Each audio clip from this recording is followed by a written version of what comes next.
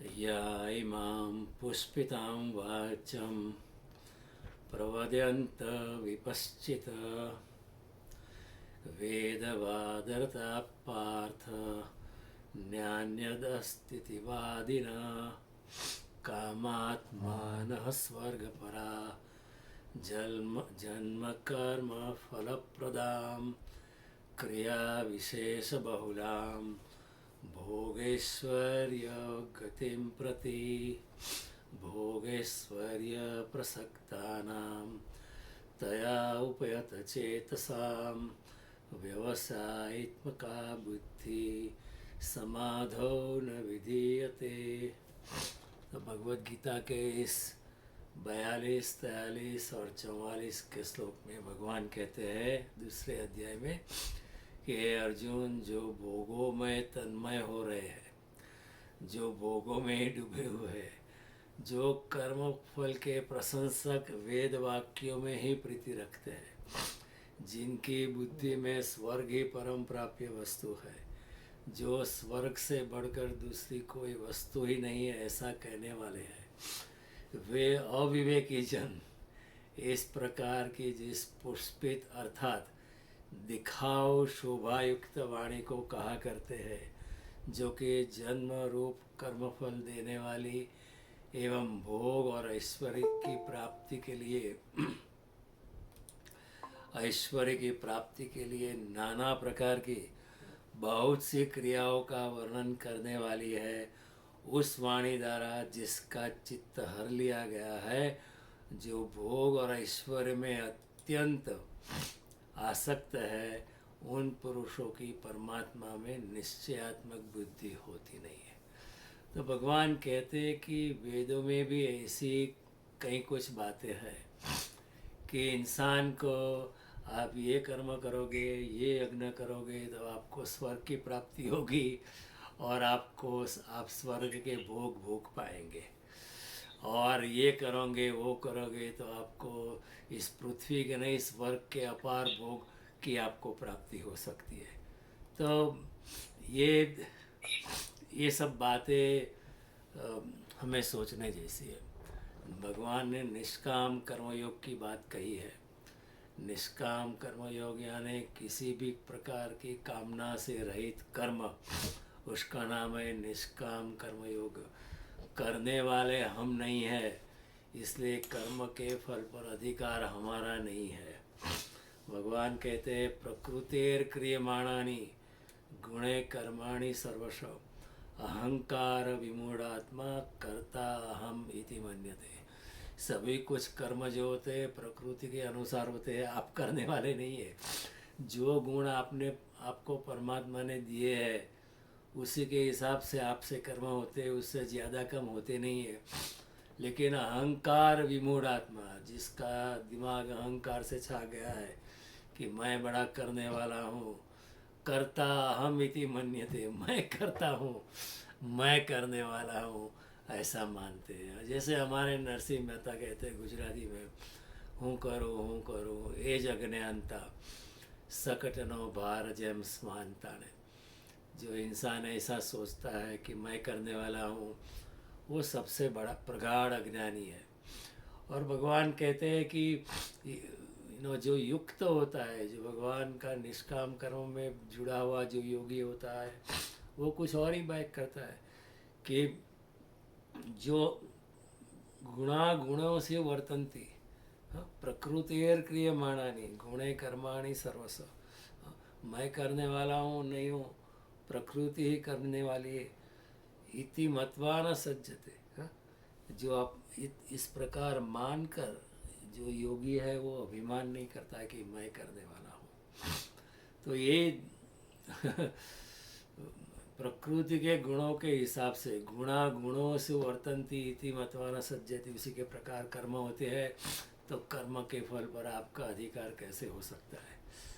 मैं जो भी कर्म करता हूँ इस शरीर से, वो जो सभी कर्म होते हैं वो आत्मा की चेतना से होते हैं, आत्मा की ऊर्जा से होते हैं। अगर मेरे शरीर से आत्मा ही चली जाए तो फिर मैं कुछ कर्म नहीं कर सकता हूँ। और आत्मा की ऊर्जा परमात्मा से आती है। इसलिए भगवान कहते हैं कि आप करने वाले नहीं है, परमात्मा ही करने वाला है। हमारे जानने वालों ने भी कहा है, तमेव केवलम कर्तासि। तमेव केवलम भर्तासि, करने वाले आप ही हैं, हम तो केवल माध्यम ही है। तो इसी प्रकार अगर आप जान लेता है जो योगी, उसका अहंकार चला जाता है और वो निष्काम कर्म योग में संलग्न हो जाता है। भगवान कहते हैं कि आपने सकाम कर्म अपने लिए तो कर्म बहुत किए, लेकिन फिर भी आप सुखी नहीं हैं। सारी जिंदगी हमने अपने आप के लिए ही कर्म में करने में ही बिता दी है, लेकिन फिर भी हम सुखी नहीं है। तो इसका मतलब ये है कि सकाम कर्म जो है वो सुख की चाबी नहीं है। निष्काम कर्म में ही आनंद है, निष्काम कर्म में ही दिव्यता का अनुभव होता है। और भगवान कहते हैं मैं भी निष्काम कर्म का ही करता हूँ।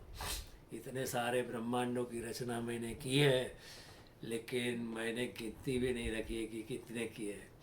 क्योंकि क्या है, हमारा जब हम थोड़ा सा भी अच्छा काम करते हैं तो हम लोगों को कहते हैं कि देखो मैंने इतना अच्छा काम किया है, क्योंकि हमारी आसक्ति होती है कर्म के प्रति, कर्म के फल के प्रति। लेकिन भगवान कहते हैं कि चातुर्वर्ण मया सृष्टम गुणकर्म विभागश तस्य कर्तारपि मां विद्धि कर्तारम अव्ययम्। ये अर्जुन, इस चतुर्वर्णी सृष्टि का सर्जन मैंने किया है, लेकिन आप ऐसा ही मानना कि मैंने कुछ नहीं किया है। कृष्ण का बिल्कुल उल्टा गणित है। हम तो कहते हैं कि हम जो कुछ काम करते हैं वो बड़ा चढ़ा के हम करते हैं, और कई बार जो हमने नहीं किया है उसकी भी क्रेडिट हम लेने का ट्राई करते हैं। लेकिन कृष्ण कहते हैं कि देख, मेरी और इतने ब्रह्मांडों की रचना करने के बाद भी मैंने कुछ उसके साथ आसक्ति नहीं रखी है। मैं भूल ही गया हूँ कितने किया है, अब मुझे पूछना ही मत। तो एक कृष्ण का निष्काम कर्म योग है। लेकिन कई लोगों का ऐसा है कि हम तो यज्ञ करते हैं, स्वर्ग प्राप्ति के लिए काम करते हैं। तो कृष्ण कहते हैं कि ये भी एक सकाम कर्म ही है। इधर पृथ्वी पे आप कुछ त्याग कर रहे हो ताकि आपको स्वर्ग में कुछ मिले, तो that is nothing but an elongation of your desires. आपकी कामना का ही विस्तार है। मुझको धोखा आप नहीं दे सकते हो। कृष्ण की वेदक दृष्टि से, कृष्ण की कुशाग्र बुद्धि से उनकी आंखों में धूल डालना संभव नहीं है। कई लोग ऐसे कि हम स्वर्ग के लिए करते हैं, हम तो अच्छे इंसान होते हैं। देखो, मुझे गलत मत समझना। कई उच्च प्रकार के ब्राह्मण होते हैं, वो बहुत कुछ यज्ञ आदि करते हैं, अच्छे काम करते हैं, लेकिन उनको भी कुछ आशा होती है। कुछ ऐसी मनोकामना होती है कि यहाँ नहीं तो स्वर्ग में कुछ मिलेगा। जो स्वर्ग से ऊपर जगत में कुछ नहीं देख पाते, जिन लोगों का धार्मिक चिंतन, मनन या अध्ययन भी विषय प्रेरित है, कामना प्रेरित है, कर्म के फल से प्रेरित है, जो संसार में और परलोक में भी भोग विलासी चाहते हैं, और जिनकी परलोक की दृष्टि जो है यहाँ इस लोक की वासना का ही एलोंगेशन है, विस्तार है, ऐसी व्यक्ति निष्काम कर्म की गहराई को समझने में असमर्थ होता है। भगवान कहते हैं ऐसे लोग निष्काम कर्म में नहीं, ऊपर से लगता है कि बहुत अच्छा कर्म करते हैं, लेकिन ये लोग भी सकाम कर्मी है। कृष्ण सभी पंडितों को एक झटके से बिखेर देते हैं। कई विद्वानों को जो समझते हैं हम बड़े विद्वान हैं, कृष्ण कहते हैं ये तो सब धोखाधड़ी है, ये निष्काम कर्म नहीं है। कर्मयोग यानी निष्काम भावना से किया हुआ कर्म, कर्मयोग यानी कामना शेष कर्म। जहाँ कामना नहीं है, जहाँ कर्म से कामना ऋण कर दी गई है, निकाल दी है, वो निष्काम कर्म है, वो कर्मयोग है। कामना मात्र को निकाल देना और फिर कर्म करना, वो कर्मयोग है। केवल सांसारिक कामना शेष करना नहीं है, कामना मात्र को। कई लोग कहते हैं हमको संसार में कोई कामना नहीं है, इधर हमें कोई स्त्री की आकांक्षा नहीं है, पुरुष की आकांक्षा नहीं है, धन की आकांक्षा नहीं है, लेकिन हाँ हमें स्वर्ग में अप्सरा चाहिए, स्वर्ग में एक दिव्य पुरुष चाहिए, स्वर्ग में इतना धन चाहिए। यहाँ हम शराब छोड़ देते हैं ताकि, क्योंकि स्वर्ग में शराब के चश्मे बहते हैं। यहाँ गंगा के किनारे 1 रुपया दान करोगे तो स्वर्ग में 1 करोड़ गुना मिलेगा। ये सब हम करते हैं। यहाँ यात्रा धाम और तीर्थ धामों में हम डोनेट करते हैं, जहाँ जाते हैं ताकि स्वर्ग में हमें 1000 करोड़ गुना मिल जाता है। तो भगवान कहते हैं ये भी एक काम, ये भी कोई निष्काम कर्म नहीं है आपका, ये भी एक सकाम कर्म ही है। सो संसार की कामना को शेष करना इतना कठिन नहीं है। अगर कोई हमको लालच दे कि संसार की कामना छोड़ दो तो आपको परलोक में बहुत ज़्यादा मिलेगा, तो हम छोड़ देंगे। लेकिन फिर हम गलती में हमें नहीं रहना कि हम निष्काम कर्म कर रहे हैं, वो कर्म भी हमारा सकाम कर्म भी हो जाएगा। असली कर्मयोग, असली बात यह है कि कामना के बिना जो कर्म होता है वही निष्काम कर्म होता है। बड़ी कठिन बात है। परलोक की कामना की तृप्ति के लिए संसार के भोग छोड़े जा सकते हैं, लेकिन फिर भी वो सकाम कर्म ही है, भोग ही है। कुछ भी पाने के लिए छोड़ना, चाहे इस लोक में या कोई और लोक में या इधर या स्वर्गलोक में पाने के लिए कुछ भी छोड़ते हैं तो फिर वो निष्काम कर्म नहीं है। तो मैंने कहा संसार में इधर ब्रह्मचर्य का पालन करते लोग, जबरदस्ती अपने आप को आपके ऊपर ठोकते ब्रह्मचर्य, तो जबरदस्ती लोग अपने आप के ऊपर ब्रह्मचर्य थोपते हैं। लोग समझते नहीं कि ब्रह्मचर्य क्या है। ब्रह्मचर्य का मतलब है कि ब्रह्म में चर्या, और जिसकी ब्रह्म में चर्या है, जिसकी ब्रह्म में चर्या है उसके लिए काम वासना बहुत फीकी पड़ जाती है क्योंकि ब्रह्म का आनंद इतना विशाल होता है, ब्रह्म का आनंद इतना प्रगाढ़ होता है, इसके लिए काम वासना बहुत क्षुद्र हो जाती है। जिसके हाथ में असली रे है वो जमीन पे पड़े हुए कांच के टुकड़े, रंगीन टुकड़े क्यों पकड़ेगा।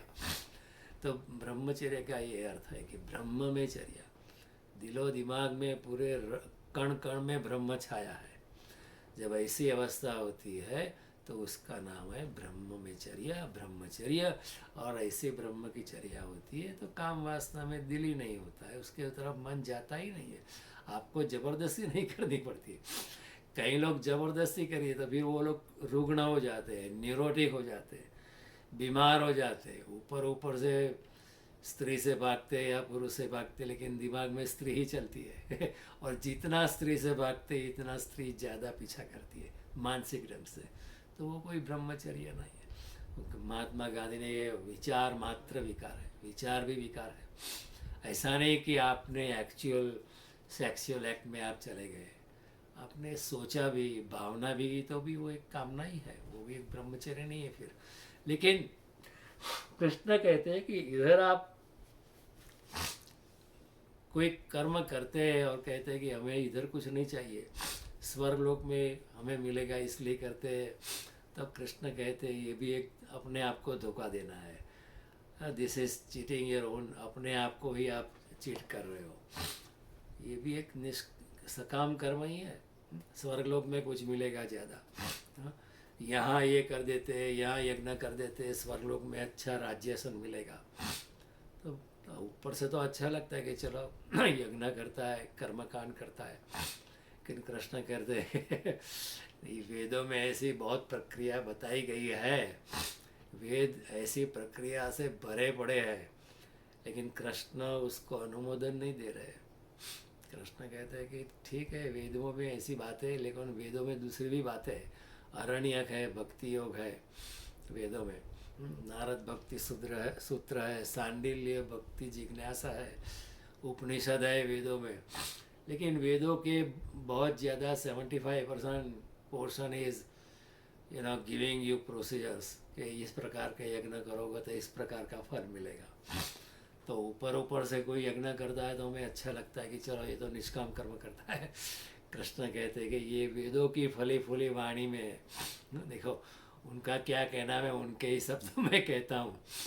कर्म फल के प्रशंसक वेद वाक्य में प्रीति रखते हैं, जो भोगों में तन्मय रहते हैं, कर्मफल के प्रशंसक वेद वाक्यों में ही प्रीति रखते हैं, जिनकी बुद्धि में स्वर्ग ही परम प्राप्य वस्तु है और जो स्वर्ग से बढ़कर दूसरी कोई वस्तु ही नहीं देखते, ऐसा कहने वाले वे अविवेकी जन, कृष्ण उनको अविवेकी जन कहते हैं। इस प्रकार की जिस पुष्पित ब्यूटीफुल लैंग्वेज में दिखाऊ शोभायुक्त वाणी, वाणी बहुत अच्छी है, कई बार ऐसा लगता है वाणी बहुत सुंदर होती है, हम प्रभावित हो जाते हैं। कृष्ण कहते हैं प्रभावित मत होना, ये सिर्फ शोभायुक्त वाणी है। ये लोग कहा करते हैं ऐसा वेदों की वाणी, ये लेकिन ये जन्म रूप कर्म फल देने वाली है एवं भोग तथा ईश्वर के प्राप्ति के लिए नाना प्रकार की बहुत सी क्रियाओं का वर्णन करती है। उस वाणी द्वारा जिसका चित्त हर लिया गया है, ऐसी ब्यूटीफुल लैंग्वेज, शोभायुक्त वाणी से जिसका चित्त हर लिया गया है, जो भोग और ऐश्वर्य में अत्यंत आसक्त है, यहाँ नहीं स्वरलोक में मिलेगा। उन लोगों की परमात्मा में निश्चयात्मक बुद्धि होती नहीं है। निष्काम कर्मयोग में वो अपना मन वो समझ नहीं पाते। तो कृष्ण तो बहुत ऑनेस्ट होते हैं, जो बात साफ है वो बिल्कुल बोल देते, किसी की शर्म नहीं कृष्ण को कि मुझको आप धोखा नहीं दे सकते हो। निष्काम कर्म यानी कामना रहित कर्म। अगर स्वर्ग में भोग की प्राप्ति के लिए इधर छोड़ते हो तो वो निष्काम कर्म नहीं है। It is nothing but the extension and elongation of your कामना into another heavenly body at a future time. ये नहीं चलेगा। यहाँ गंगा के किनारे 1 रुपया दान दो, वहाँ स्वर्ग में 1000 करोड़ मिलेगा। तो ये दान फिर सात्विक नहीं है। भगवान ने सात्विक दान, राजसी दान, तामसी दान के भी प्रकार गिनाए 14वें अध्याय में। दातव्यमिति यद्दानम दीयते अनौपकारिणे देशे काले च प्राप्ते च तद्दानम सात्विकम सुतम। दान तो करना ही चाहिए, कुछ भी बदले की भावना के बिना। देशे काले च प्राप्ते च, योग्य स्थान पे, योग्य काल पर, योग्य पात्र को देखकर, अनौपकारिण, कुछ भी बदले में हमें कुछ चाहिए नहीं, इस भावना से जो दान करता है, तद्दानम सात्विकम श्रुतम, ऐसा दान सात्विक है। लेकिन हम अगर दान कर दे किसी भिखारी को, चलो स्वर्ग में कुछ मिल जाएगा, तो हमारा वो कर्म जो है ऊपर ऊपर से तो निष्काम कर्म लगता है। कृष्ण कहते नहीं, ये भी एक सकाम कर्म ही है। यहाँ नहीं, तो अब बाद में एक बार्गेन है, ये सौदा है कि यहाँ छोड़ते तो स्वर्ग में मिलेगा। कृष्ण ने कर्मयोग की शुरुआत में ही हमें एक ये जो खाई है, जो खड्डे है, उसी के प्रति अंगुली निर्देश कर दिया है, इन जालों से सावधान रहना।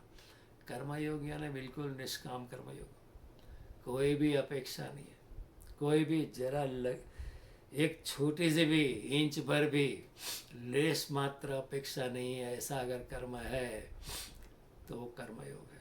अगर लेकिन स्वर्ग में भोग मिलेगा तो ये कर्म करते हैं, ये तो सब कामना के नया रूप है, नया ढंग है, नया लहजा है, नया अंदाज है। धर्म की आड़ में ही हम सकाम कर्मों को ही पकड़ते हैं। भविष्य हो या परलोक में हो, कामना का फल कोई फर्क नहीं पड़ता। तो कर्मयोग का ये सिद्धांत मैं बार बार समझाता हूँ, करने वाले मैं नहीं हूँ। ये कर्मयोग का for the benefit of new commerce, करने वाले हम नहीं है। जो जिस प्रकार परमात्मा ने हमें गुण दी है उसी के प्रकार कर्म होता है। मैं कुछ भी करता हूँ, कितने भी बड़े महान कार्य करो, लेकिन वो सब कुछ मेरी आत्मा की ऊर्जा से होते हैं। मेरा आत्मा अगर चले जाए तो मैं मुर्दा हो जाऊंगा। तो मेरी आत्मा की ऊर्जा से कर्म होते हैं, मैं कोई करने वाला नहीं हूँ। और आत्मा की ऊर्जा परमात्मा की ऊर्जा होती है। ममेवांशो जीवलोके जीवभूत सनातना मनसस्त्राणि इंद्रियाणि प्रकृतिर्स्थानि कर्षसे। जीवलोक में जो जीव है वो मेरा ही अंश है, मेरी ही रेप्लिका है। तो अगर आत्मा चली जाती है, मैं कुछ नहीं कर पाता हूँ। तो सभी कर्म जो है आत्मा की ऊर्जा से होते हैं। मैं करने वाला कहाँ से पैदा हो गया?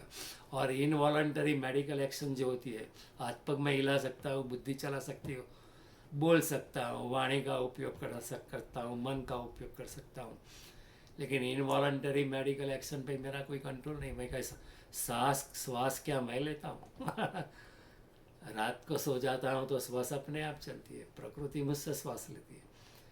If I on an given anaesthesia on A surgical table and I am being operated upon, क्या श्वास मैं लेता हूँ प्रकृति लेती है। श्वास जैसी गहन प्रक्रिया मेरे हाथ में नहीं है। रुधिराभिसरण क्या मैं चलाता हूँ, डाइजेस्टिव सिस्टम क्या मैं चलाता हूँ, लीवर क्या मैं चलाता हूँ, किडनी क्या मैं चलाता हूँ ये गहन प्रक्रिया जो है परमात्मा ने अपने हाथ में रखी है। क्यों? क्योंकि हम उसको चला नहीं सकते, हमारी इतनी प्रगाढ़ बुद्धि नहीं है। तो जानबूझकर अच्छा है परमात्मा ने ये हमारे हाथ में नहीं छोड़ा है। We will mess up, then we can't do any other thing. अगर श्वास लेना अगर मेरी रिस्पॉन्सिबिलिटी है तो I can not even do any thing 24 घंटा उसमें ही मेरा मन अब भागने लगे कि भाई श्वास लेना है या किडनी चलानी है। तो भगवान कहते हैं कि किस आधार पे आप कहते हो कि कर्म आपने किए है और कर्म का फल आपको चाहिए। और फिर अगर आप कहते हैं कि स्वर्ग में के लिए हमें भोग मिलेगा इसलिए यहाँ कर्म करते हैं, इसलिए निष्काम कर्म है, भगवान कर्मयोग के शुरुआत में ही कह देते कि ये धोखाधड़ी नहीं चलेगी, ये धोखाधड़ी चलने वाले नहीं है। लेकिन सवाल बेसिक ऐसा उठता है कि फिर कर्म होगा कैसे करेगा? क्योंकि अगर कर्म की प्रेरणा नहीं है, अगर फल मिलने वाला नहीं तो कोई कर्म क्यों करेगा? हम चलते बैठते श्वास भी लेते कुछ भी करते, एक पानी की बोतल से पानी भी पीते तो अपने कुछ कामना से करते। हमारी जिंदगी में विषय पहले कर्म पीछे होता है, चाह पहले होती है करना पीछे होता है, आकांक्षा पहले होती है कर्म छाया की तरह आता है, मोटिवेशन पहले होता है एक्शन बाद में होता है, वासना का घोड़ा आगे होता है, कर्म का रथ पीछे चलता रहता है। अगर चाह चली गई, कामना चली गई, डिज़ायर चली गई, फल चला गया, कर्म का फल नहीं है तो फिर कौन कर्म करेगा? कर्म की प्रेरणा कौन करेगा? इधर सिगमंड फ्रॉइड, हमारे मॉडर्न डे साइकोलॉजिस्ट एडलर वगैरह मनोवैज्ञानिक लोगों ने भी यही बात की है कि इंसान कर्म करता है कुछ मिलेगा इसलिए। वासना उसका मोटिवेशन है, कामना उसका मोटिवेशन है, कर्म का फल उसका मोटिवेशन है। तो फिर कृष्ण की बात कैसे हमें समझ में आएगी? कृष्ण का मनोविज्ञान जो है बिल्कुल उल्टी बात करता है। कृष्ण एक वासनाग्रस्त विषय प्रेरित कर्म हमें सिवाय अंधकार, अज्ञान और दुख के ढेर के प्रति और कहीं नहीं लेके जाता है। जिस दिन कर्म जो है हमारा कामना से मुक्त है तभी वो कर्मयोग है, तभी वो शुद्ध कर्म है, तभी वो प्योर एक्ट है। Is then only it's a pure act. And that karma, that nishkam karma by itself वो स्वयं योग है। निष्काम कर्म का फल आता है लेकिन फल, निष्काम कर्म का फल मुक्ति नहीं, निष्काम कर्म बाय इटसेल्फ मुक्ति के द्वार पे हमें लेके जाता है। करके देखो, जितने निष्काम कर्म हम करते इतना हम परमात्मा के नज़दीक आते, उतनी नज़दीकियाँ महसूस करते हैं, क्योंकि भगवान भी निष्काम कर्म करते हैं। तो अगर हम भी निष्काम कर्म करें, एक कर्म दिन में एक कर्म करके देखो और अपने हृदय में क्या भावना होती है, क्या उसका आनंद होता है, उसका अनुभव करके देखो। तो भगवान कहते हैं कि फिर आप निष्काम कर्म की मात्रा बढ़ाते जाएंगे और आपका आनंद भी बढ़ता जाएगा, और जितना आनंद बढ़ेगा उतना आप मेरे सामीप्य का अनुभव करोगे, क्योंकि मैं भी खुद आनंद स्वरूप हूँ और मैं भी निष्काम कर्म करता हूँ। तो आप भी अगर निष्काम करोगे तो मुझे बहुत प्यारे हो जाओगे। तो निष्काम कर्म का मतलब भविष्य में मुक्ति नहीं, it is here and now. यहाँ by virtue of its being निष्काम, मुक्ति फल नहीं है, शुद्ध कर्म की निजता ही हमें मुक्ति देती है। ऐसा नहीं कि निष्काम कर्म करेंगे तो फिर मुक्ति मिलेगी, ऐसा नहीं। निष्काम कर्म में ही उसका अंतर्निहित, it is inbuilt nature of निष्काम कर्म, वो हमें मुक्ति की ओर लेके जाता है। ये बुनियादी कृष्ण की बात है। कृष्ण सिर्फ कहते हैं रिवर्स द इक्वेशन, कामना के लिए कर्म के किए बिना आप निष्काम की भावना से करो। और ऐसा नहीं है कि फल नहीं आता है, फल आता है, लेकिन फल आप लाने का प्रयास मत करो। और जब हम लाने का प्रयास नहीं करते, कई बार फल बहुत आता है। कई बार ऐसा होता है ना, हम कहीं कहीं जाते हैं, मांगते हैं तो उसकी नज़रों में गिर जाते हैं। हम दिव्य शक्ति प्रार्थना करते हैं तो भी मांगते हैं, तो दिव्य शक्तियाँ हमको अपात्र समझकर अपना मुंह फेर देती है। अगर हमने नहीं मांगा तो देव छप्पड़ फाड़ के देती है। कई बार ऐसा होता है। तो निष्काम कर्म में कर्म पहले है, आकांक्षा रहित फल पीछे है। ज्ञान, प्रकाश, पवित्रता, दिव्यता, संगीत, सुगंध, ईश्वर परायणता निष्काम कर्म का फल हो जाता है। और उससे ज़्यादा इस जगत में कुछ नहीं है। यू मे बिकम मिलियनर सकाम करो, लेकिन दुख की ही यात्रा है। Which millionaire is happy, which billionaire is happy? Are we happy? For the whole of our life हमने सकाम कर्म किया है, लेकिन अपने आप को पूछो कि हम खुश है, क्या हम सुखी है? कहीं हमको आनंद का, परमात्मा के सानिध्य का अनुभव होता है? नहीं होता है, क्योंकि हमने निष्काम कर्म की निजता को पहचाना नहीं है। कृष्ण की बात समझनी चाहिए। लेकिन इस जगत में जहाँ रहते हैं, लेकिन कई बार ऐसा होता है कि हम निष्काम कर्म करते हैं, ऐसा हमको दिमाग में आता है। इस जगत में रहते हैं जहाँ कि वहाँ निष्काम कर्म इज इम्पॉसिबल, ऐसा लगता है। जब तक मोटिवेशन नहीं है, जब तक कर्म का फल नहीं आने वाला है, तो हम कर्म कर ही नहीं सकते। ये हमारा एक्चुअल रियलिटी है। कृष्ण की बात इसलिए समझना बहुत मुश्किल है। आप रास्ते में जा रहे हो, किसी का सेल फोन गिर जाता है, आप उसको दे देते हो क्योंकि आप अच्छे इंसान हैं। आप उसको देते हो तो आपको कोई कामना नहीं है कि वो मुझे कुछ रिवॉर्ड देगा। आपको कोई कामना नहीं है, आप भले इंसान है, ठीक है। अरे भाई साहब, आपका सेल फोन गिर गया, लेकिन अगर वो सेल फोन लेके चला ही जाए थैंक यू कहे बिना तो आपको बुरा लगेगा। तो उसका मतलब क्या है कि अचेतन मन में भी एक कामना छिपी पड़ी थी। सचेतन मन तो कहता था कि हमको कुछ नहीं चाहिए। उसका सेलफोन था, उसको वापस दे दिया। उसका छाता गिर गया, हमने वापस दे दिया। उसको पास पेन नहीं थी फॉर्म भरने के लिए, हमने उसको पेन दी। हम तो सहायता करना चाहते थे, हमको कोई कामना नहीं थी। लेकिन अगर वो थैंक यू नहीं कहे तो हमें बुरा लगता है। अब बुरा इसलिए लगता है कि अचेतन मन में दो मन होते हैं। एक चेतन मन जो 1/10 होता है, और दूसरा होता है अचेतन मन जो 9/10 होता है। This is given by the major psychologist. और कृष्ण ने भी इसकी बात की है, महावीर ने भी बात की है, बुद्ध ने भी बात की है, बड़े बड़े योगियों ने भी अचेतन मन की बात की है। जहाँ जन्मों जन्म के संस्कार दबे पड़े हैं हमारे अचेतन मन में, वो 9/10 हो, वो 9 टाइम्स मोर पावरफुल देन हमारा चेतन मन। लेकिन अंदर से आवाज़ आती है, ये कैसा है कि थैंक यू भी नहीं कहा। उसका मतलब है नोइंगली और अननोइंगली हमने जब सेल फोन वापस किया तो उसके पीछे भी हमारी कामना थी कि कम से कम वो आप अच्छे इंसान हैं, थैंक यू वेरी मच, इतना तो कहेगा। तो मॉडर्न साइकोलॉजी यही कहती है कि कामना के बिना कुछ होता नहीं है। सटल कामना तो रहती है, ऊपर ऊपर से लगता है आपने निष्कामता से किया, लेकिन उसके पीछे भी सकामता तो रहती ही रहती है। वो कठिन बात है कृष्ण की बात समझने के लिए। अगर समझना है किसी और की ज़िंदगी में झांकना पड़ता है।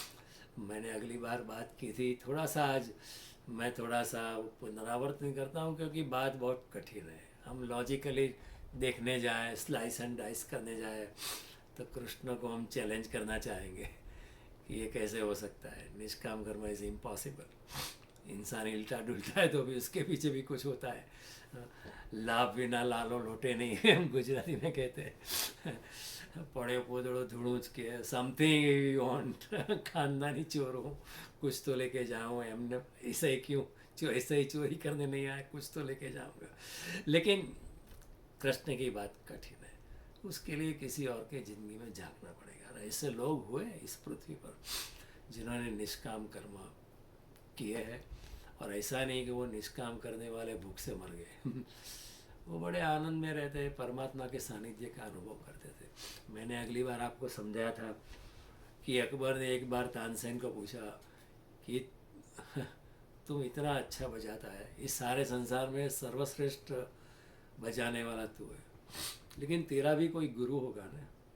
तो तानसेन ने कहा हाँ मेरा भी गुरु है। तो कि वो गुरु भी आप जैसा बजाता है या गुरु आपसे अच्छा बजाता है? तो तानसेन ने कहा मेरे गुरु के सामने मैं कुछ भी नहीं हूँ। तो अकबर ने कहा कि उनको भी बुलाओ यहाँ। तानसेन ने कहा वो नहीं आएंगे ऐसे। वो कोई मेरी तरह नहीं है कि आप बुलाए मैं हाजिर हो जाऊँ। वो अपनी मस्ती में होते हैं। वो निष्काम कर्म है, उसको कुछ चाहिए नहीं आपसे। तो बोला कि कुछ दे देंगे, आप जो कहे वो दे देंगे, आपको गुरु को जो चाहिए वो हम दे देंगे। तानसेन ने कहा ये सब बातें बेकार की उनके सामने। वो ऐसे नहीं आएंगे, हमको जाना पड़ेगा। तो अकबर ने कहा ठीक है, जब वो बजाए थे उनको बोलना हम आने वाले हैं तो वो बजाए कुछ। तो तानसेन ने कहा ऐसा नहीं चलेगा, वो अपनी मस्ती से बजाते। जब वो बजाते तब हमको जाना पड़ेगा। तो बोला ये कैसी बात है? हाँ तो वो सुबह तो तपास करो कब बजाते हैं। तो बोला कि सुबह 3 बजे भगवान की प्रार्थना में मस्त होकर कुछ बजाते। हरिदास ठाकुर उसका नाम था। तो हमको वहाँ जाना पड़ेगा और उनको पता नहीं चलना चाहिए हम सुनने आए, नहीं तो वो बजाना बंद कर देंगे। उनको उनको लोकप्रियता नहीं चाहिए। वो अपनी मस्ती में परमात्मा की भक्ति में गाते बजाते। अकबर गए, अकबर और तानसेन गए सुबह 3 बजे। अकबर को इतनी जल्दी उठने की आदत नहीं, लेकिन वो कुछ अलग इंसान था। उन्होंने जाके सुना। जाते वक्त अकबर की आंख में आंसू थे। उन्हें तानसेन से पूछा आप क्यों ऐसा अच्छा नहीं बजा सकते हो? तानसेन ने कहा कि संगीत मेरे लिए साधन है, साध्य नहीं है। मैं संगीत के साधन का उपयोग करके आपसे कुछ पाता हूँ, आपके दरबार के नवरत्न में मेरा स्थान बनाए रखता हूँ। जब मैं बजाता हूँ तो मुझे आशा है, कामना है कि आपके दरबार में मेरा अच्छा स्थान बना रहेगा और आप मुझे कुछ देते रहेंगे। लेकिन मेरे गुरु को कोई कामना नहीं है, इसलिए उनका बजाना बहुत अच्छा होता है। वो बजाते हैं क्योंकि उनके अंदर कुछ भर गया है। मैं तो ऐसे ही संगीत में ट्रेनिंग ली है तो मैं बजाता हूँ। सो दैट इज, वो निष्कामता से बजाते हैं, इसलिए उनका परिणाम जो है, एफिशिएंसी जो है, आउटकम जो है, इज़ बियॉन्ड दिस वर्ल्ड। उनका संगीत जो है कुछ दिव्यता से भरा हुआ है, जो इस पृथ्वी पे आपको सुनने को नहीं मिल सकता है, क्योंकि वो दिव्य संगीत है। तो ये ऐसे लोग भी होते हैं। तानसेन ने कहा कि मैं कुछ पाने के लिए बजाता हूँ और मेरे गुरु ने सब कुछ पा लिया इसलिए बजाते हैं। पाने का कुछ भी बाकी नहीं फिर भी बजाते हैं। हालांकि मैं तो कुछ पाने के लिए बजाता हूँ। मेरे गुरु के लिए सब कुछ उल्टा है। संगीत उनके लिए साधन नहीं है, संगीत उनके लिए साध्य है। ये बात बड़ी। अकबर ने बार बार पूछा कि ये कैसे हो सकता है, कैसे हो, मैंने ऐसा इंसान देखा नहीं है। बीरबल ने कहा कि फूल किस लिए खिलता है, नदियाँ किस लिए बहती है, सूरज क्यों निकलता है, वृक्ष क्यों फल देता है, संत किस लिए जिंदा रहता है, सूरज क्यों निकलता है, पक्षियाँ क्यों गाते हैं। वो अपनी अपनी ऊर्जा से जो भी परमात्मा ने दिया है उनका आविर्भाव करते हैं। ऐसे बहुत लोग हुए। आइंस्टाइन को क्या मिला? If he had wanted to be, he could have been a billionaire and multi-millionaire. But he devoted all his life in scientific research. वो भी एक निष्काम कर्म था। न्यूटन क्या मिला, आर्किमिडीज को क्या मिला, साइंटिफिक सोक्रेटिस को क्या मिला, जहर मिला अंत में। तो मीरा को क्या मिला अंत में? जहर। She was attempted to be poison. Vashishtha है, और जो शिव उपासना स्तोत्र लिखने वाले हैं वो तो अज्ञात है, उन्होंने अपना नाम भी नहीं जोड़ा। हाँ, आप शिव उपासना स्तोत्र पढ़ो, सारे उपनिषद के ऋषि में अपना नाम नहीं जोड़ा है कि ये ऋषि ने लिखा है, नहीं, अपना नाम ही नहीं जोड़ा है। निष्कामता से, सब कुछ निष्कामता से। वैन गोग था, भूख से मरता था लेकिन पेंटिंग करने का आनंद था। कोई कुछ मिलने की कोई काम ना, बस करने का, ड्राइंग करने का आनंद है। बस ओमकार नाथ गाते थे, कुछ पाना नहीं था, बस गाने का ही आनंद है। और कुछ नहीं, कुछ ज़्यादा तमन्ना नहीं थी, इधर उधर मिल जाता था। वो निजानंद की मस्ती में ऐसे लोग ओवरफ्लो करते थे। ऐसे लोग हुए तो करते ही रहे, करते रहे। उनके लिए उनको कोई अपेक्षा नहीं है। कई लोग, Van Gogh was in a very miserable condition, but most of the other निष्काम कर्मी, ऐसा नहीं कि उनको कर्म का फल नहीं मिलता है मिलता है। भगवान कहते अनन्यास चिंतयन्तो माम ये जनः पर्युपासते तेषां नित्याभियुक्तानां योगक्षेम वहाम्यहम्। जो अनन्य चित्त से मेरे साथ जुड़ गए, कर्मयोग में या ज्ञान योग में या भक्ति योग में, जो मेरे में ही समावृत हो गए, उनके भरण पोषण की जिम्मेवारी मेरी है। योगक्षेम वहाम्य। और भगवान कहते हैं यस्तु आत्मरतिरेव स्यात् आत्मतृप्तस्य मानव आत्मेव च संतुष्टो तस्य कार्य न विद्यते। जो आत्मा में जिसकी रति है, जो आत्मा में मस्त रहता है, जो भी एनर्जी दिए उसका ओवरफ्लो होता है, तो नैव तस्य कृते नार्थ, उसको कुछ करना बाकी नहीं है न, उसके करने का कुछ अर्थ नहीं है। न अकृते न कश्चन, उसका न करने का भी कुछ अर्थ नहीं है। ऐसा नहीं कि उसने ठान लिए कि कुछ नहीं करूँगा, वो करता रहता है। नैव न चास्य सर्वभूतेषु कश्चिद अर्थ व्यपासः। ऐसे इंसान के लिए किसी और पे आधार नहीं रखना पड़ता है। क्यों? क्योंकि उसकी फिक्र परमात्मा कर लेता है। लेकिन कृष्ण ऐसा नहीं कहते कि मैं आपकी फिक्र कर लेंगे इसलिए आप निष्काम कर्म करो। हमको तो निष्काम कर्म कर, क्यों?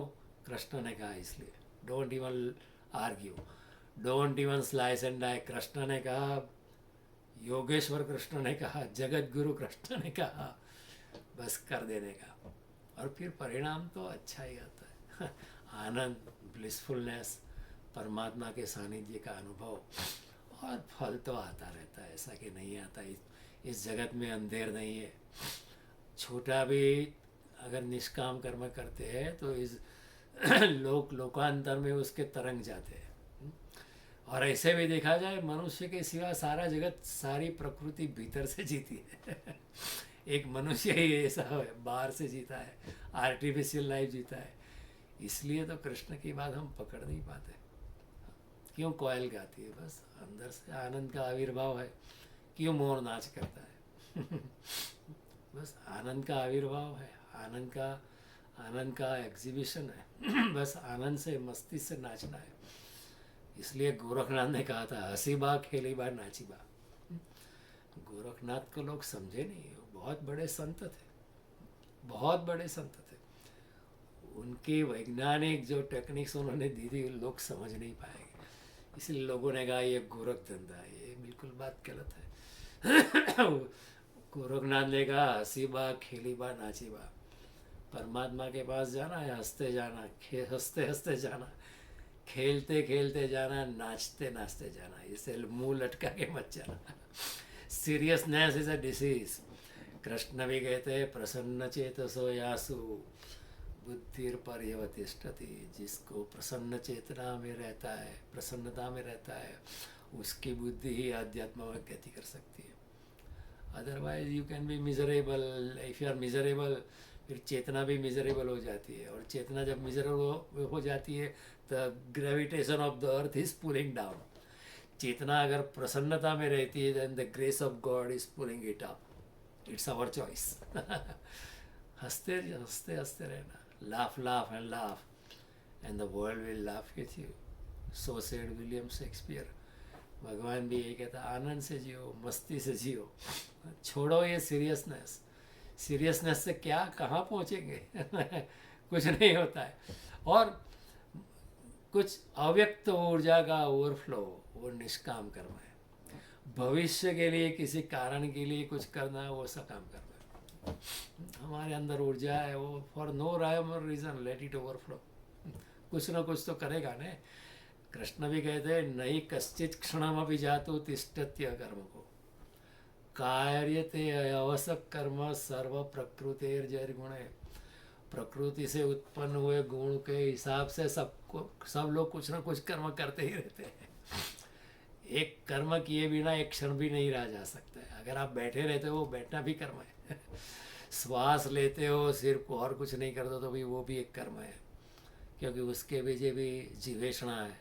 श्वास लेना भी एक सकाम कर्म है, तो श्वास लेने में भी एक कर्म का बंधन लगता है। तो कृष्ण कहते हैं बंधन से मुक्त होना है तो निष्काम कर्म की गति करो, आप बिल्कुल मुक्त ही हो जाओगे।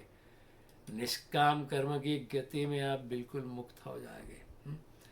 तो भगवान कहते हैं प्रार्थना अगर करते हो तो भी उस वो निष्काम भावना से, मंदिर अगर जाते हो तो मांगने के लिए मत जाओ, कामना से मत जाओ, अपने आनंद का, अपनी भगवान को अपनी अनुग्रहितता दर्शाने के लिए जाओ। ये चाहिए वो चाहिए, फिर मांग हो जाती है ना, फिर कर्म योग रहता नहीं है, फिर प्रार्थना भी जो है जाए मिश्रित हो जाती है।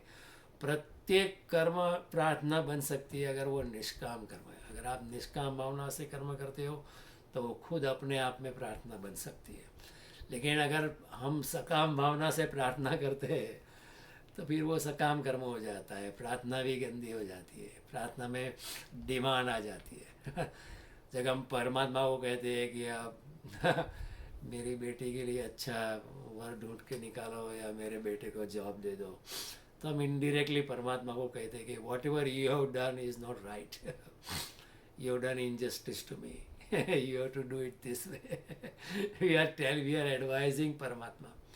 और मांगने से क्या होता है कि हमारी चेतना नीचे गिर जाती है।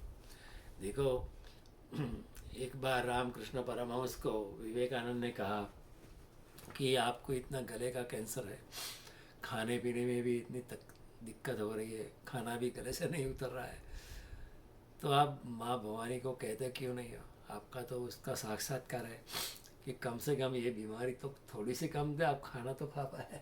रामकृष्ण सिर्फ हंस दिए। और एक दिन फिर दूसरे तीसरे दिन विवेकानंद आए, बड़े दुखी थे। तो गुरु ने कहा क्यों दुखी है, क्यों इतना मुंह लटका हुआ? उसने कहा कि आप जानते हैं मेरे पिता नहीं है, मैं घर में सबसे बड़ा लड़का हूँ और कुछ कमाई बमाई नहीं है, घर में खाने पीने की भी प्रॉब्लम है। तो उन्होंने कहा तू भी अंदर जा, माँ भवानी से मांग ले। लेकिन विवेकानंद जाना नहीं चाहते थे, मुझे उनको मांगना नहीं था। गरीबाई और भूख भी सहन करने के लिए तैयार थे, लेकिन मांगना नहीं चाहते थे।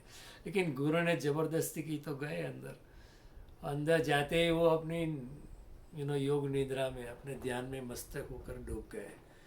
3 घंटे के बाद वापस आए। तो पूछा, रामकृष्ण ने मांगा, विवेकानंद ने कि वो तो मैं भूल ही गया। से ये है सच्ची प्रार्थना, मांगना ही भूल गया। सुदामा गए कृष्ण के पास, बीबी ने भेजा था कुछ मांग के आना, वापस आए, मांगना ही भूल गए। प्रार्थना में अगर मांग होती है तो कबीर कहते हैं सबसे बुरो मांगनो। प्रार्थना में अगर मांग है तो वो फिर प्रार्थना नहीं है, वो तो फिर एक डिमांड है, फिर वो एक सौदा है कि अगर मेरा ऐसा हो जाएगा मैं आपको नारियल चढ़ाऊँगा। ऐसा हो जाएगा हनुमान जी, मैं आपके ऊपर 1 पाउंड तेल चढ़ाऊँगा। तो ये सौदा है, बार्गेनिंग है, ये कोई निष्कामता नहीं है। दिन में एक कर्म अगर निष्काम कर्म की भावना से अगर हम करें तभी कृष्ण की ये निष्काम कर्म की बात समझ में आती है, नहीं तो नहीं आती है। नहीं तो ये कोरी बात लगेगी, ये कोरी थियोरेटिकल डिस्कशन लगेगा।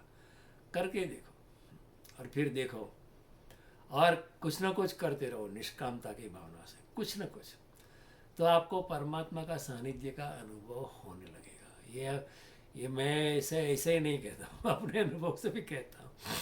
और बहुत लोगों ने निष्काम कर्म किए, वो अपने अनुभव से कहते हैं कि करके देखो, करके देखो। गांधी ने क्या किया? पूरी जिंदगी निष्कामता में, तो भी फैमिली ने भेजा था लॉयर बनने के लिए साउथ अफ्रीका, इस आशा में कि वो वापस आके लॉयर की ऑफिस खोलेगा और बहुत कुछ कमाएगा और फैमिली का जीर्णोद्धार कुछ हो जाएगा।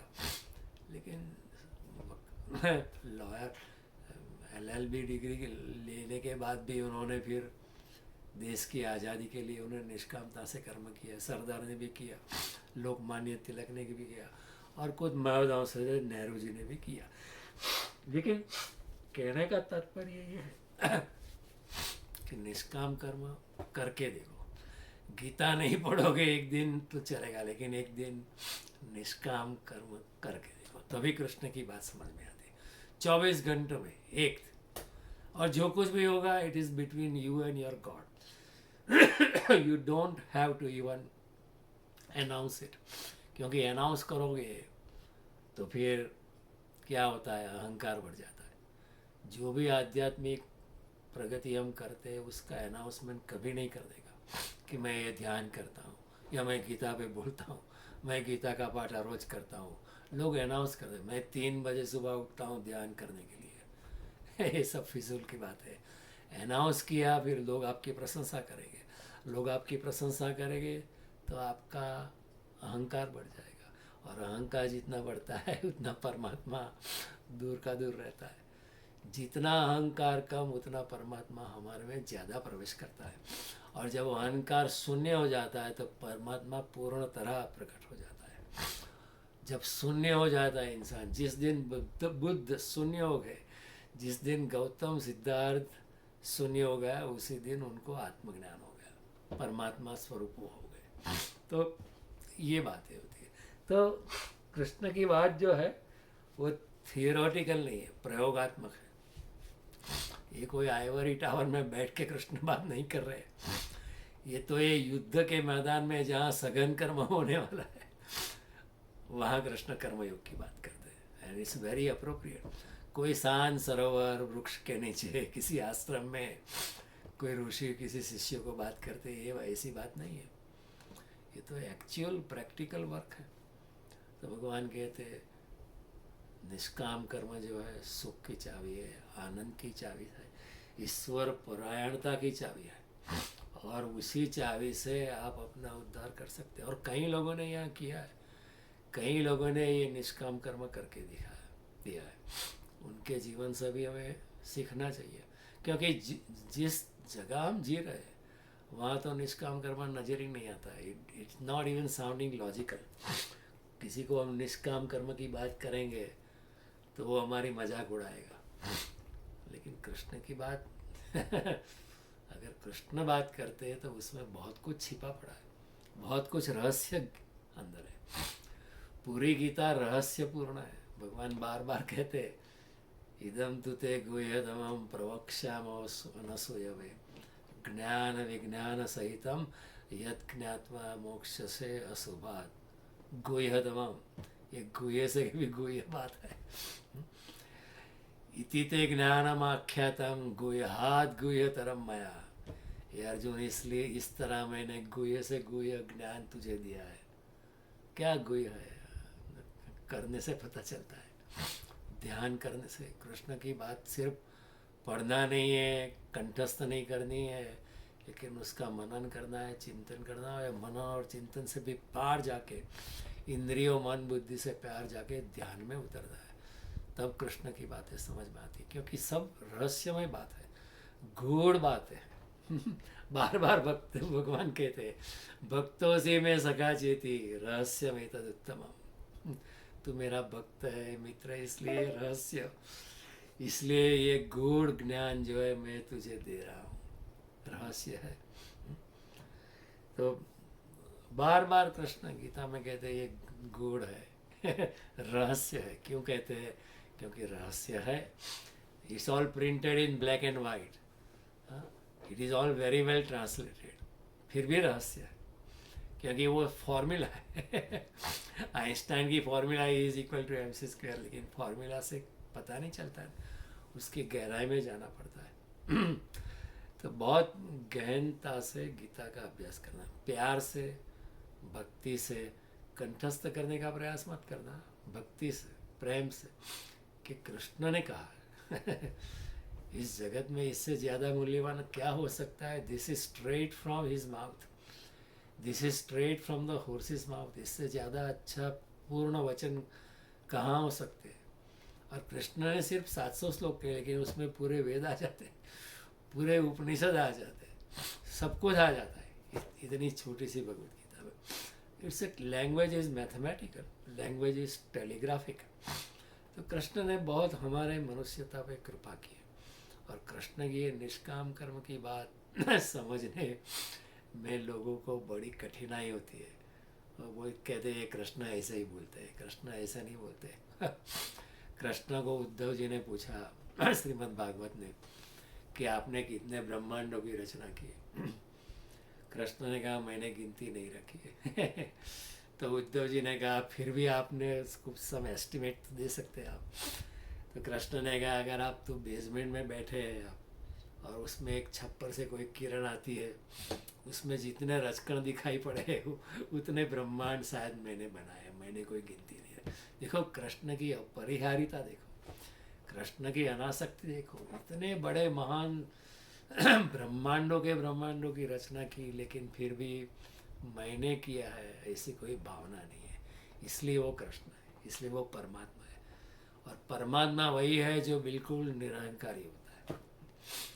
परमात्मा वही होता है जो बिल्कुल बिल्कुल निरहंकारी होता है। अहंकार का एक बिंदु भी उनमें पाया नहीं जा सकता है। बिल्कुल टोटली डिजॉल्व इन समष्टि में चारों ओर व्याप्त हो जाते हैं। तो कृष्ण बहुत गहन बात इधर कहते हैं, हमें समझने का प्रयास करते हैं। और बहुत लोगों ने निष्काम कर्म किया। लेकिन रविंद्रनाथ टैगोर, उनके फैमिली में when Tagore was young, all other siblings, जो भी भाई बहन थे वो बड़े स्मार्ट थे, इंजीनियर्स थे, डॉक्टर्स थे, साइंटिस्ट बने थे। रविंद्रनाथ टैगोर को उनमें कोई रुचि नहीं थी, उनको कविता लिखने का शौक था। Many people forced him to go into science but he said no no, it's not my cup of tea. मेरी प्रकृति कविता लिखने में तो कविता लिखते रहे वो। नहीं, जो कुछ भी होगा तो सो होगा, कोई कमाने की कोई आशा नहीं थी। वो तो इट वॉज बाय फ्लूक कि लोगों ने उनकी कविता की रचना नोबेल प्राइज़ कमेटी को दी, उन्होंने नोबेल प्राइज़ दे दिया। तो वो निष्काम कर्मता से भावना से जिए। और उन्होंने कमाने की कोई चाह नहीं की, लेकिन फिर भी ज़िंदगी तो अच्छी तरह चली इतनी प्रसिद्धि मिली, आइंस्टाइन से मिले, गांधी से मिले, और सारे हिंदुस्तान और सारे देश विदेश में उनका नाम हुआ। तो निष्काम कर्म का फल आता है, ऐसा नहीं कि नहीं आता है, लेकिन हम लाने का प्रयास नहीं करना है। कृष्ण ये कहता है, जैसे आपके कंधे पे अचानक बटरफ्लाई बैठती है, आप लाने का प्रयास करोगे तो नहीं आएगी, लेकिन let it happen on its own. Kabir भी थे, सारी जिंदगी निष्काम कर्म करते रहे, और फिर भी अपना जो भरण पोषण खुद करने का प्रयास करते थे। आत्मज्ञान हो गया था, फिर भी चदरिया बुनना चालू था, और चदरिया बुनते बुनते राम का नाम लेते रहते। और जब कोई ग्राहक आता था उसको कहते थे, देख राम, मैंने तेरे लिए कितनी अच्छी चदरिया बुनी है, उस पर राम राम लिखा हुआ। और लोग भी ऐसे थे कि जब चदरिया लेना है तो कबीर से ही लेनी है, क्योंकि वो बड़े प्यार से और भक्ति से बनाते हैं, हमारे पे भी भक्ति की चदरिया छा जाएगी। तो निष्काम कर्म तो बहुत गहन है, करने जैसा है, निजानंद की मस्ती में बहने जैसा है। दैट इज हाउ इस ऐसे लोगों के लिए पृथ्वी पर कुछ नमक है। माइकल एंजेलो ने क्या किया, लियोनार्डो दा विंची ने क्या किया, प्रखर बुद्धिमान थे, लेकिन उन्होंने अपने लिए कुछ नहीं, उन्हें अपनी आर्ट में मशगूल रहते थे। पूरे उल्टा लटक के सिक्सटीन चैपल में Michael Angelo and his team was working, उल्टा लटक के पेंटिंग करते रहते थे दिन रात। कुछ ज़्यादा कुछ मिलता नहीं था, लेकिन करने में ही आनंद था। The very act was a मुक्ति। निष्काम कर्म की निजता में ही उनकी मुक्ति थी, आनंद था, ब्लिसफुल था। Through art also, through music also you can reach the divine. तो पंडित ओमकारनाथ, कई संगीतकार संगीत साधना से, संगीत की साधना कर करके भी परमात्मा के पास पहुंच चुके हैं। ऐसा है कि नहीं और बिल्कुल निष्कामता से उन्होंने किया। कोई उनको कामना नहीं थी कि ये मिलना चाहिए, वो मिलना चाहिए, कुछ नहीं। बीथोवन था, he was a genius from an early age. 4 साल 5 साल से उनको इतना संगीत का ज्ञान था। Most likely he got it from his previous life, क्योंकि इतना तो असंभव है 4-5 साल में, लेकिन इतना उन्होंने संगीत को कंट्रीब्यूट किया। शंकराचार्य देखो, कुछ पाना नहीं, लेकिन सारे हिंदुस्तान में घूमे और सारे पंडितों को जागरूक किया कि ये जो आप गीता कंठस्थ करते हो, उपनिषद कंठस्थ करते हो, और आप समझ ले आपने बहुत जान लिया, आप बहुत ज्ञानी हो गए, ये कोई ज्ञान नहीं है। भज गोविंदम मूढ़ मते जब तक गोविंद हृदय में नहीं है, परमात्मा में आपका दिल नहीं है, परमात्मा के प्रति आपकी भक्ति नहीं है, परमात्मा में आपकी शरणागति नहीं है, आपके रोए रोए में राम नहीं छाया हुआ है, तब तक ये पांडित्य तो मृत्यु के काल पे हाथ में कुछ काम नहीं आने वाला है। संप्राप्य सन्नीति काले नई नई रक्षति डुक्री कर्म करणे, ये कुछ काम नहीं आने वाला है। लेकिन क्यों गए शंकराचार्य, पूरे हिंदुस्तान में क्यों घूमे? एक ही मकसद था ना, लोगों को जागरूक करना है, जगाना है। एक कर्म कांड में पूरा इंडिया डूब गया था, सब पंडिताई चल रही थी। पांडित्य से कोई पहुंचता नहीं है, विद्वान बनने से इंसान नहीं पहुंचता है, शरणागति से पहुंचता है। सीधे साधे सरल लोग, एकनाथ तुकाराम गोरो कुंभार जैसे लोग पहुंच जाते हैं, लेकिन बहुत प्रकांड पंडित है, कोई पहुंचा नहीं। एक भी पंडित अभी तक परमात्मा की प्राप्ति उनको नहीं हुई। ये सीधे साधे सरल लोग, रमन महर्षि जैसे लोग, सिटिंग इन लॉइन क्लॉथ, वो पहुंच जाते हैं। ऐसे लोग कोई कामना नहीं है, बिल्कुल ऐसे ही बैठे, कुछ खाते पीते, एक बार खाते थे रमन महर्षि अपने आश्रम में। वो भी खुद उठ के सुबह 3 बजे उठ के आश्रम में खुद खाना सबके लिए पकाते थे। एनलाइटेंड मास्टर थे, आत्मज्ञानी व्यक्ति थे, लेकिन सुबह 3 बजकर उठ, और एक ही 1 standard menu rice and dahi and then one more item, that's it. लेकिन उनमें लोगों को इतना अच्छा लगता था, परमात्मा का आस्वाद मिलता था लोगों को, कि रमण के हाथों से बनाई हुई जो चीज़ें होती है उसमें दिव्य आनंद है, दिव्य सुगंध है। अन्नम ब्रह्म रसो वैसा, अन्न में ब्रह्म, और जो अन्न से जो रस निकलता है वो भी परमात्मा का ही होता है, ऐसी उसको भावना रहती थी। तो ये निष्काम कर्म की दिस एन अमेजिंग थिंग, करके देखो, दिव्यता का अनुभव होता है, एक प्रकार का वातावरण छा जाता है दिव्यता का। जहाँ आप जाते हो निष्काम कर्म करते करते, परमात्मा आपके चारों ओर छा जाता है, तरंग बन के परमात्मा आपके सर ऊपर बादल बन के घूमता है, सूर्य की किरण बन के घूमता है, और आपको भी अनुभव होता है कि जो भी परमात्मा ने दिया है वो शक्ति का उपयोग मैं करूँगा।